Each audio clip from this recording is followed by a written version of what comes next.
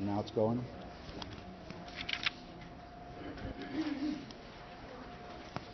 Okay, let's take some of these a couple at a time, and let's start with this idea of.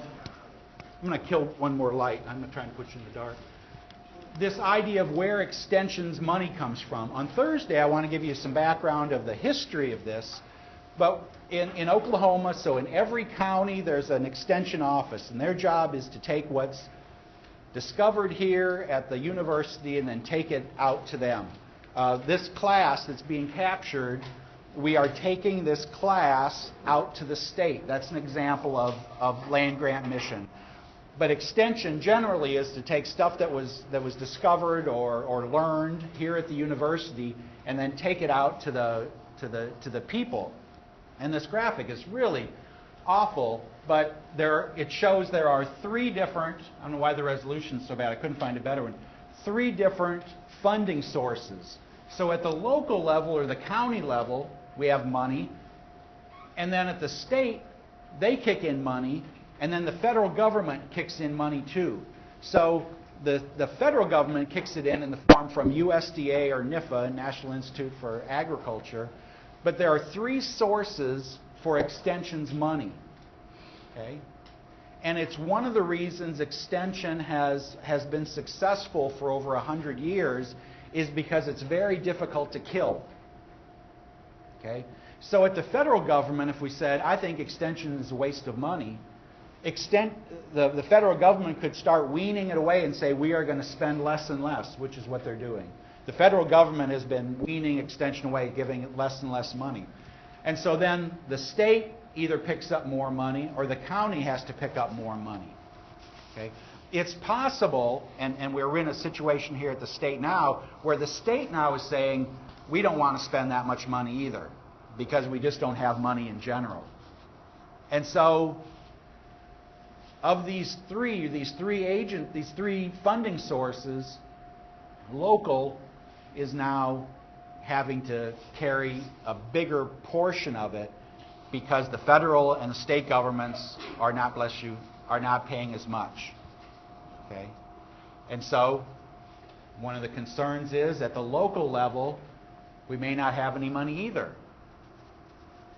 Let me just ask you, at the county level, where can the county get money? Okay, and how does the county get tax money? Sales tax is the most likely, and so lots of counties have. Is there anything that the county needs to pay for besides extension? Police, fire, roads, bridges, jails, schools, and so everybody wants a piece of this, and so now even the local levels are being pressed. So one reason extension has always been there is because we had these three different groups that we were taking money from, and now all three of them are saying, I don't know, we don't have as much money as we used to, and extension is really feeling the pinch, and it doesn't have the funding that it used to. But I wanted to make sure we kind of had some idea of that.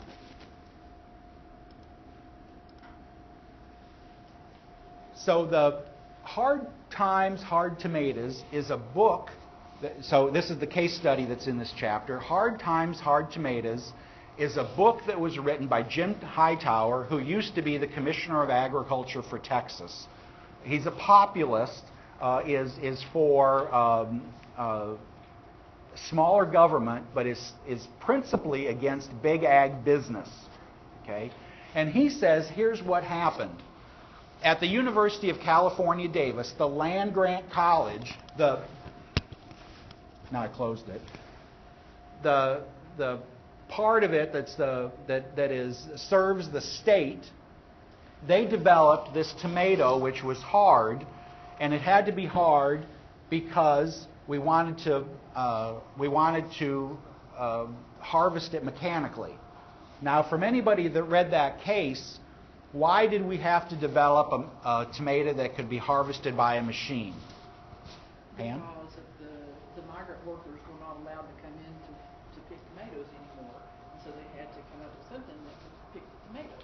Okay, so we used to have a program where workers from Mexico were allowed in specifically to pick vegetable crops, and that program ended so where they couldn't come in. Now, why is that a problem? Couldn't we just hire Americans to pick tomatoes? We wanted cheap labor, okay? And so you'd say, eventually, if we paid people enough, they'd pick tomatoes. Would any of you in here say, if paid enough money, I'd pick tomatoes?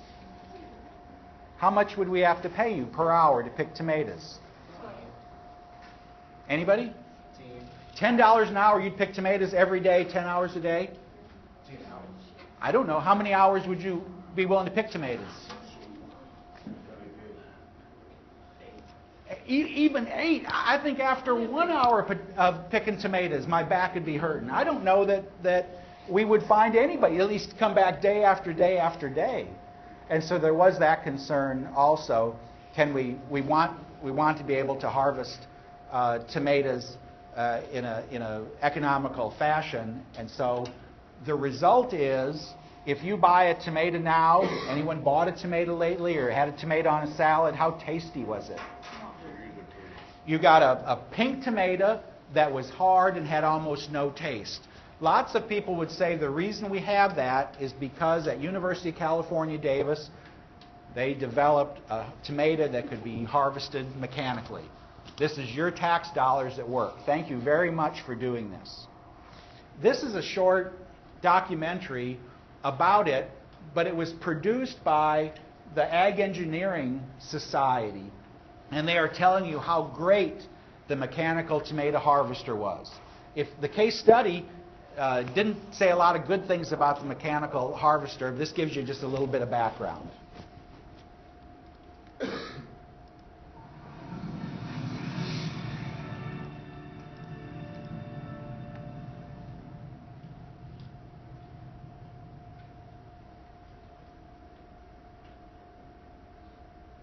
The 45th ASABE Historic Landmark, dedicated in 2005, is the UC Blackwell Tomato Harvest.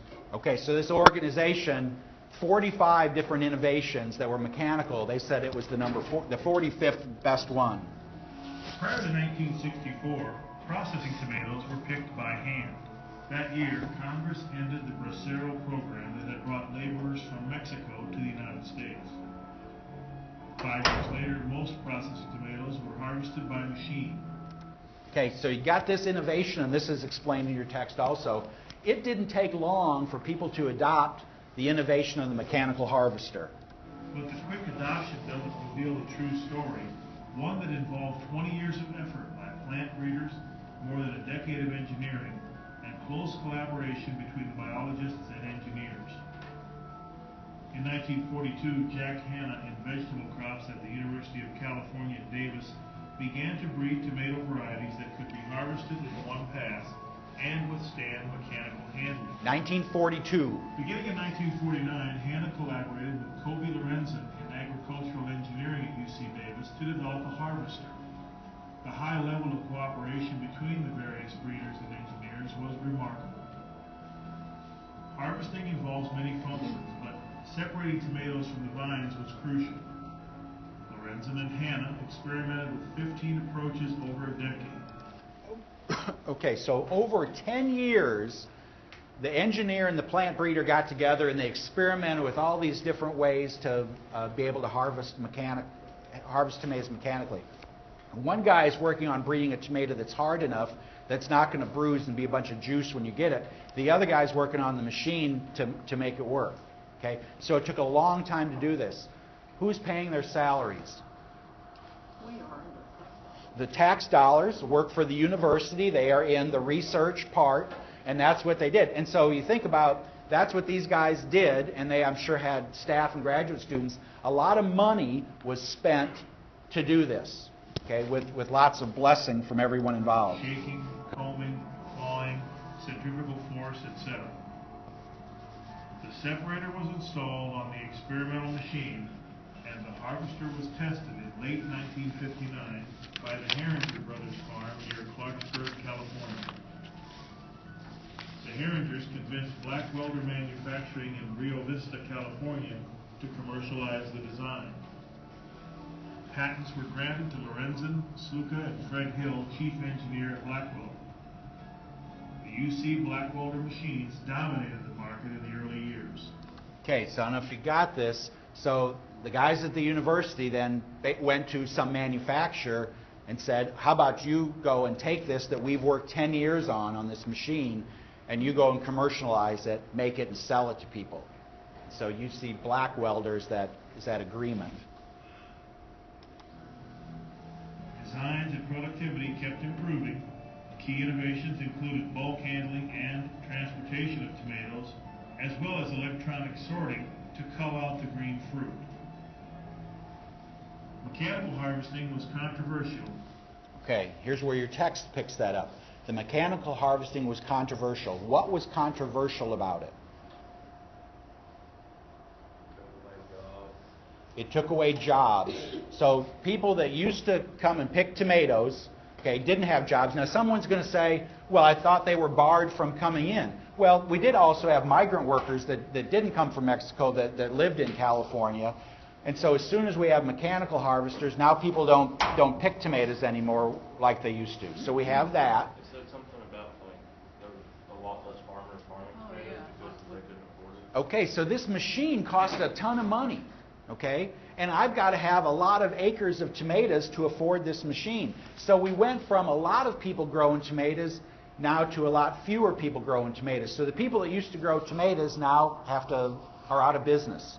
And if you were one of those people that didn't grow a lot of tomatoes and were forced out of business, you would say, thank you, University of California, for putting me out of business. What a wonderful thing you developed for us.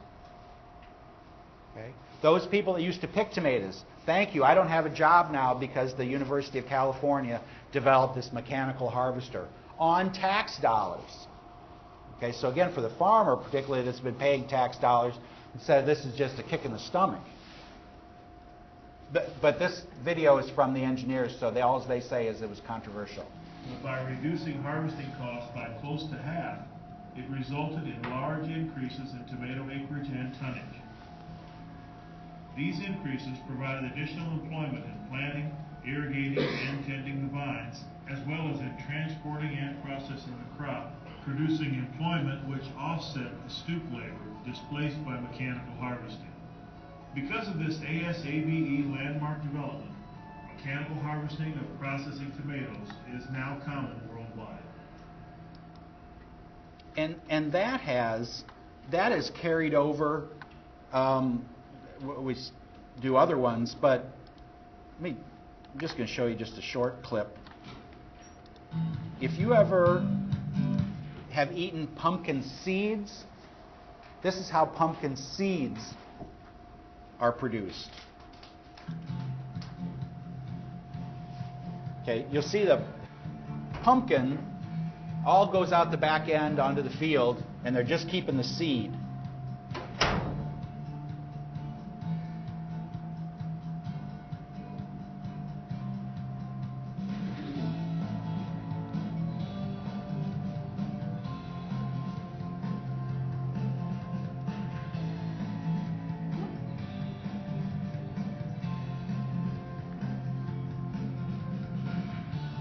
We're just going to keep telling you about how they work. And that's all seed going over there. Anyway. What the heck? That's kind of what I was thinking. Well, those are grown specifically. That pumpkin is going back into the ground. And so I'm sure if you wanted, they'd probably give you one of those. If you go by, some people would think that's wasteful that pumpkin goes out there. But when you watch videos like this, you think, my gosh, the idea of me growing a garden is just crazy. If we talk about, this video, there's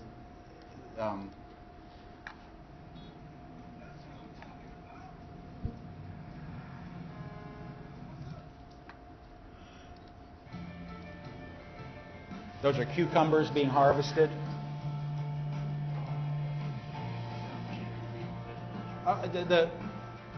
I feel so out of touch with current production of vegetables. We had a undergraduate student from Michigan one time, oh, it was 15 years ago, and she was here, and she said there were 2 mechanical cucumber harvesters in the United States, and she said my family owns one of them. They grew cucumbers for Vlasic in Michigan. It just boggles your mind, the production. But anyway, let's stop there. So the part of why this applies to the hard times, hard tomatoes is the university developed this tomato, and there, by all intents and purposes, you'd say some bad things happened to workers in agriculture, to farmers. Okay, and so as a result of this, some farmers sued the University of California, and since that suit, they have had to devote a certain percentage of their time towards small producers. Because what it essentially did is it forced small growers out of business in favor of larger growers. Okay. Now, having said that, is there anything like that that's going on now today in agriculture that you would point to and you'd say, I can think of something like that, a technology that's being promoted or invented at the university and its result is not good?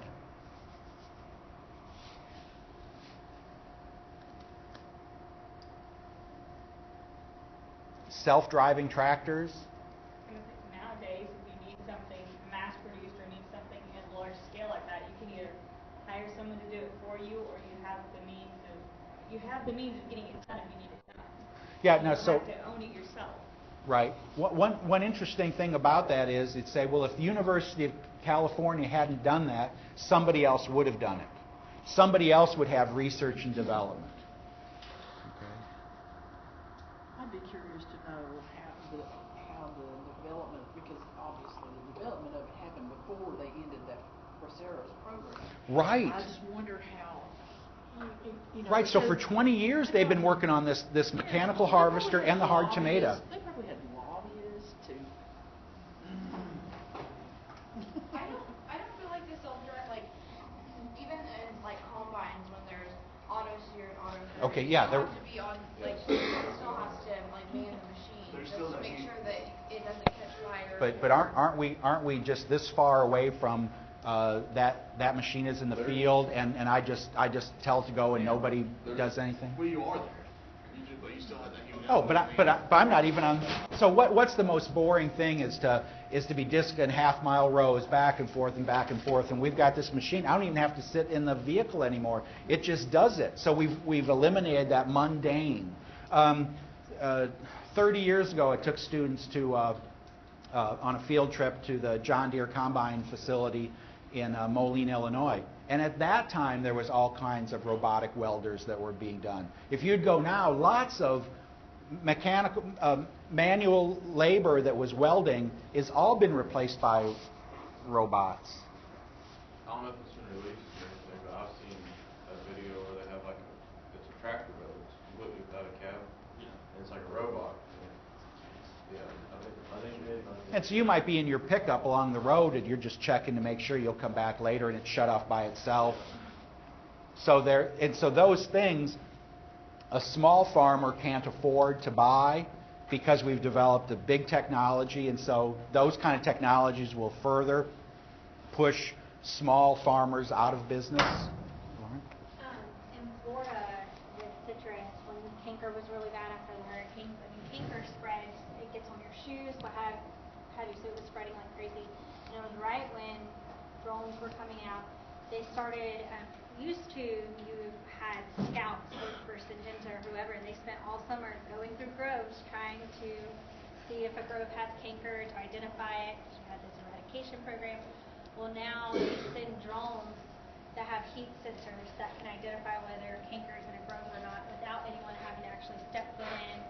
To spread it, yeah. But before they released it for use, U.S. IFAS had to do a study to show that it wasn't going to have a negative economic impact on the state, that it wasn't going to put people out of jobs, what have you.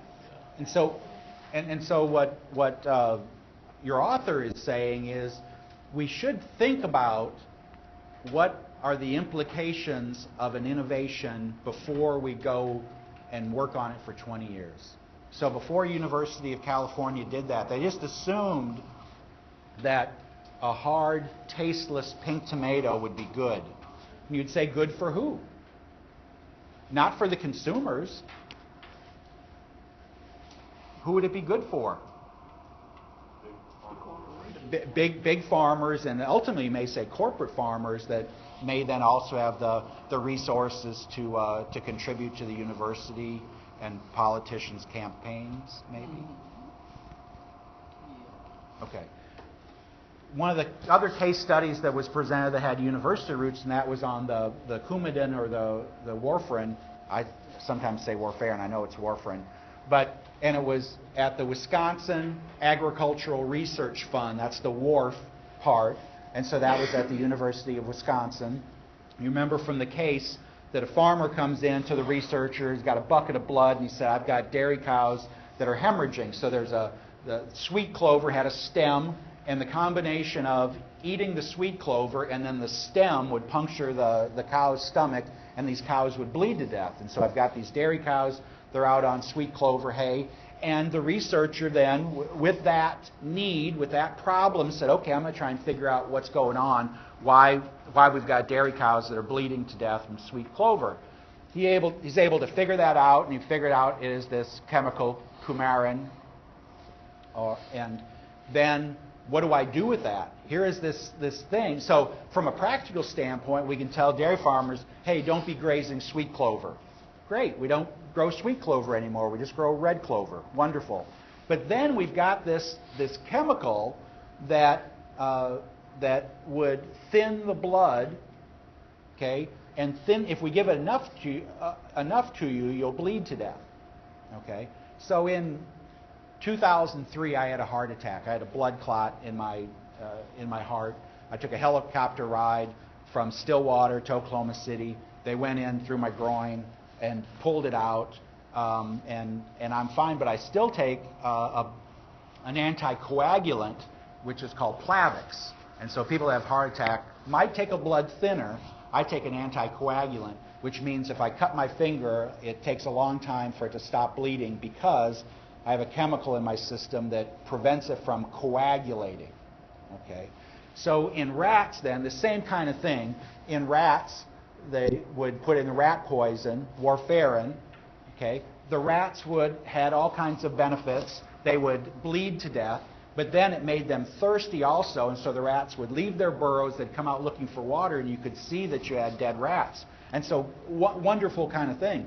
And then they were able to take it from the rat poison and make it into a commercially available blood thinner that maybe there's something good for humans besides just bad for rats. And then you get the idea that it made them so much money, so much royalties to the University of Wisconsin that they have a fund, and it funds other kind of research. And Calvin. Well, if it's enough, you would cause internal bleeding. Okay, so if your blood got thin enough, besides that, it caused internal bleeding, and so their stomach would fill up with blood. Something would happen, and they'd bleed to death.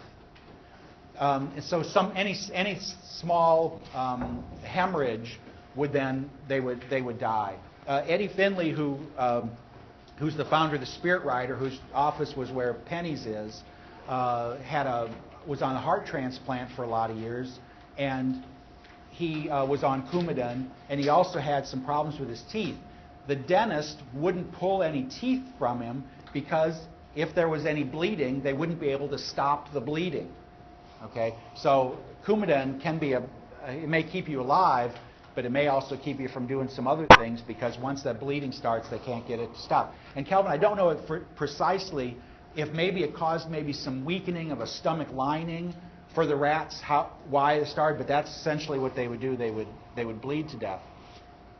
And so University of California, we said bad because they developed this tomato that we don't like anymore. University of Wisconsin, yay, they developed this rat poison and this blood thinner which keeps people alive. And then Lauren mentioned at at University of Florida, there was something. Calvin, ever drink Gatorade? Do you know anything about the history of Gatorade? Do you know why it was developed at University of Florida? Okay, but that's the Gator part you know, right? Okay, anyone else? The Gatorade, why it's Gatorade? Okay, it's hot, it's humid, okay? Florida football really stinks, okay? And so how can we, these football players are out there and they're losing electrolytes. Calvin, you don't remember this, but when I was a kid, we used to take salt tablets after practice. You were supposed to get salt back in your system because you were losing it through your sweat. And we don't do that anymore, but when you left practice, they all gave you a couple salt tablets to take. But what you were losing all this water through all this sweat, and particularly in Florida where it's hot and humid, their athletes were just sweating and they're not taking enough water in. And they're not getting the electrolytes. So they developed this Gatorade, this drink that tasted good, had green food coloring and a little flavoring, and then salt and then some electrolytes in it. And then eventually University of Florida sold it to Minute Maid and somebody else, but they still, I don't know if they get anything of it still, but the university gained lots of money as a result.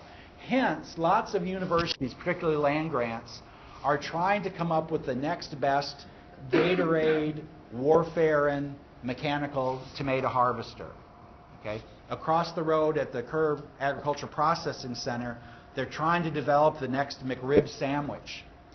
Okay? So the Vegas steak that they've developed, I don't know where, does anybody tell me where the Vegas steak, where it comes from? It's like, it was an original, or it was already a cut somewhere. Yes. They just cut it a different way. So we can make it into a steak instead of a roast. Yeah, I think it was out of the chuck. Like a chuck steak. Sometimes you'll buy a chuck steak and it's not, it's like poor man's steak. But the idea that we could add some value, we could add a couple dollars to a carcass. And so the universities are always doing this. They're trying to find something that we can invent. Now, having said that, we spend a lot of money to try and do that, and not sure we always get a return. But your author talks about one thing that's happened with extension. It's that last question is, the university spends, or cooperative extension, or the land grant system, wherever you want to, spends as much on diffusion, development, as much on development as it does on research. Okay? So research is all done in the labs here, and then these 77 counties are the diffusion. Okay? And they say why the Extension Service has been effective is because we spend as much money figuring out new things, we spend as much on the diffusion part of getting people to adopt those. So in the future, we don't know, and that's why I go back, start with that funding mechanism. We're not going to be funding extension like we have before. And so what we're doing is we're cutting down on the amount of diffusion money that's spent. I want you to kind of a handle on that.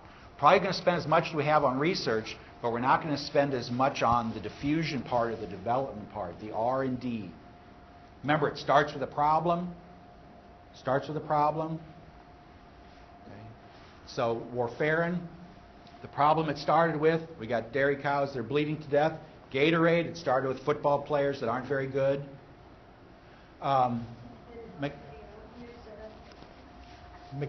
Mechanical tomato harvesting, we've got a high cost of labor, and so wouldn't it be great? And obviously that's transmitted to everything we develop mechanically. Okay.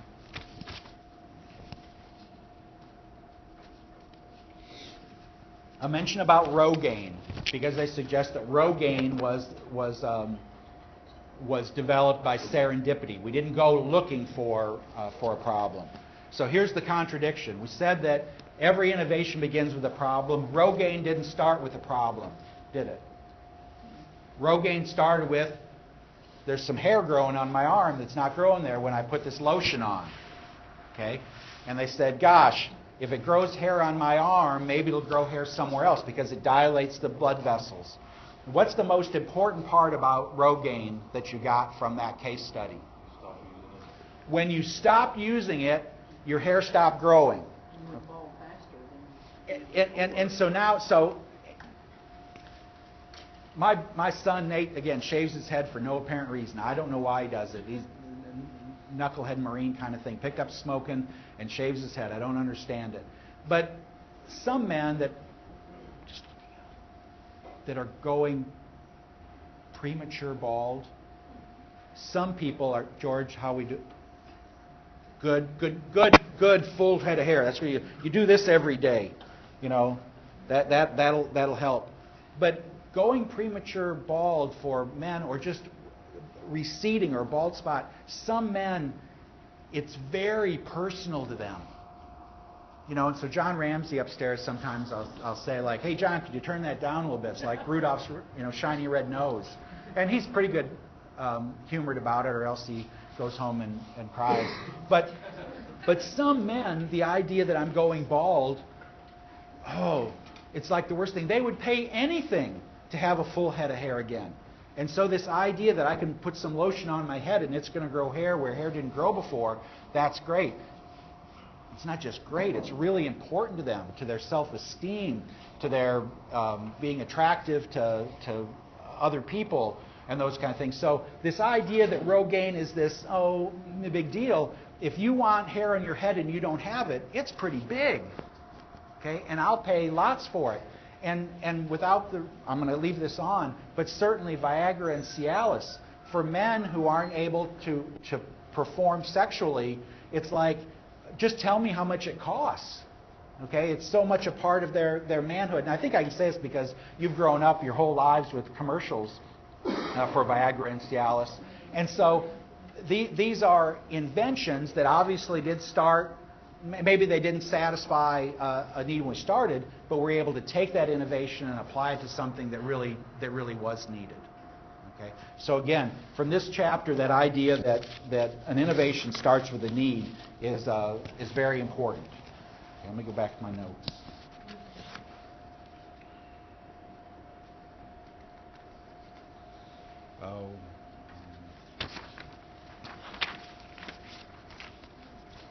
Okay. Lastly, Skunkworks. What is a Skunkworks, Ty? I'm sorry? But you have no idea what it was?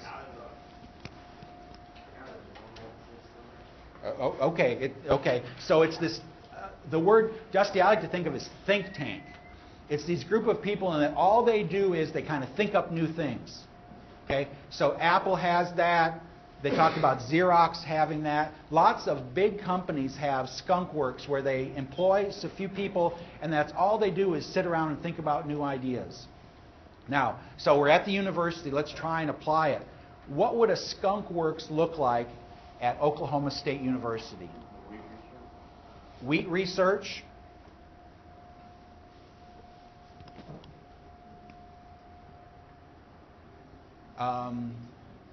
Hang on to that thought.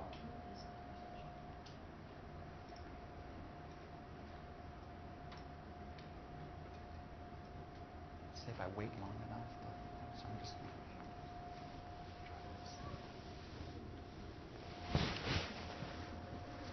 What would a Skunkworks look like at Oklahoma State University?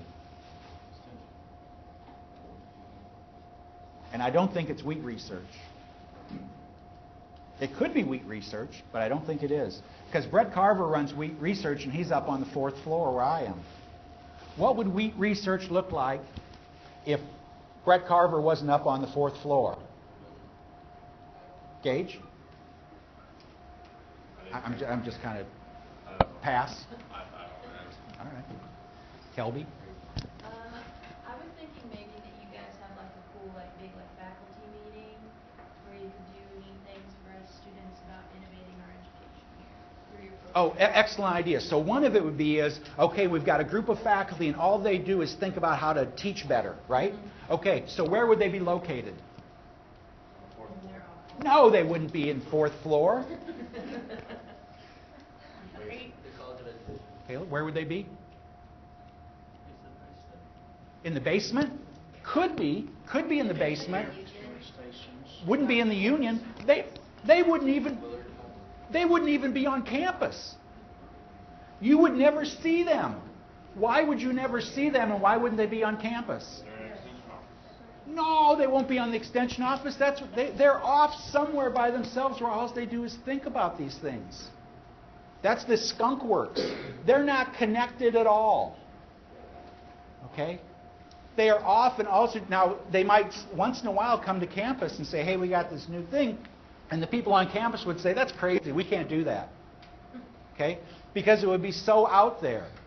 Okay? But the Skunkworks, so we take them and they're not accountable to anybody else. Because if they were part of Campus Dusty, they'd be saying, well, how many credit hours did you generate? How many classes did you teach? We don't put them under any of those parameters. When I was a graduate student at Texas A&M, we were right next to the architecture building. And when I'd go home at night, I'd usually teach a late lab, go home about 10 o'clock, and the architecture students would be coming in. And when I'd get there the next morning about 7 o'clock, they'd be going home. Because that's how architects work. They did anyway. They worked late at night, all through the night, and then they slept during the day because that's how they did things.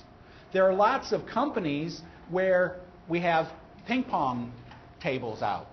Camley, my bonus daughter, worked in Dallas at a company that was a recruitment, and they had a ping pong table, and the end of the year they had this ping pong tournament, and the president said whoever wins gets fired because they've probably been playing too much ping pong, which I thought was pretty good. But we want you to be thinking about new ideas, and we can't have you pressured to be being around students and around other faculty and around parking and those things. So we would have a building someplace out in Mulhall or in Montana or somewhere, and we don't care what it is you do. Once every 5 years you come up with the new McRib or the new Gatorade or the new Warfarin. But the Skunkworks says you've got to be away from everybody else, and the same rules that apply to everyone else don't apply to you. Does that make sense? Okay. So this chapter talks about, again, there has to be a need, but then they also talk about sometimes things just bubble up. And one way they bubble up is we intentionally make them bubble up by setting aside this Skunkworks where all they do is they sit around and think up new ideas. And for some of you, you'd say, man, that sounds like a great job. For others of you, you'd say, I wouldn't know what to do all the day with myself. Okay, so chapter 4 introduces this, again, to more innovations. Chapter 5 we'll start looking at attributes of innovations, but on Thursday I want to talk more about the land-grant system. I want to talk about why Michigan State is where it is and why University of Wisconsin is where it is.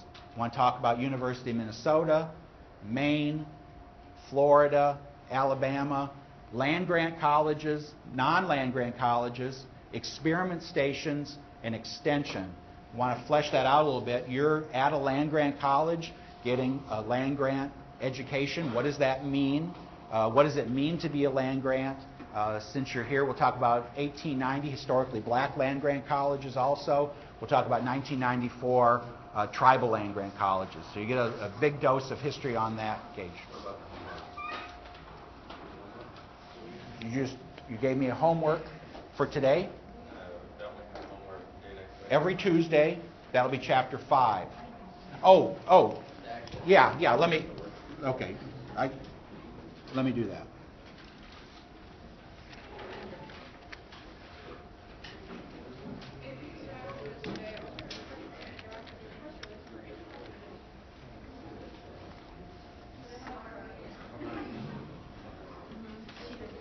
It doesn't make a lot of sense yet because we haven't talked about this, but Are we going to talk about it on Thursday? we will, but you might get the flu and not be around, so.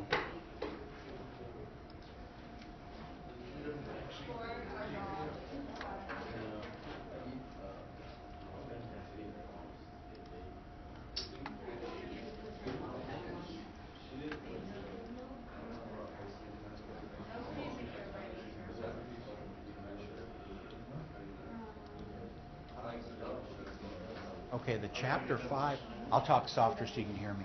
The chapter 5 homework looks like this, and these are steps in the innovation process that chapter 5 covers. And so after you do the worksheet, you'll be ready to do this. And there's a Dropbox for it, and then we'll work through it next Thursday. So that's chapter 5, which is next week. But it's up there, and it's in Word format so that you could, if you wanted, type stuff in the boxes, or you can print it and handwrite in the boxes. Again, we'll work through an example next Tuesday so you understand how it works. But after you've done the worksheet, you'll be able to do this, but I'll still work through an example on next Tuesday. I'm glad you asked that. So do we need to have this in the Dropbox for next Tuesday? Thursday. Thursday, so So we just have a quiz next Tuesday, this is not due, this is only due Thursday. I didn't put I should have put the due date. So that's for, I think it's on the syllabus though.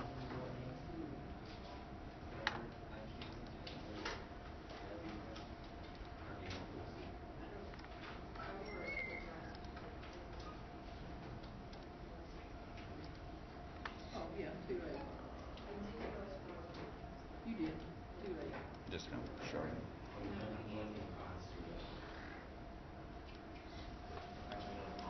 Okay, and I'll set the Dropbox to expire at 10:30 on the 8th. Anything else about that, since that's kind of our first homework? You kind of wondered about it? Anybody? Okay, I'll see you Thursday.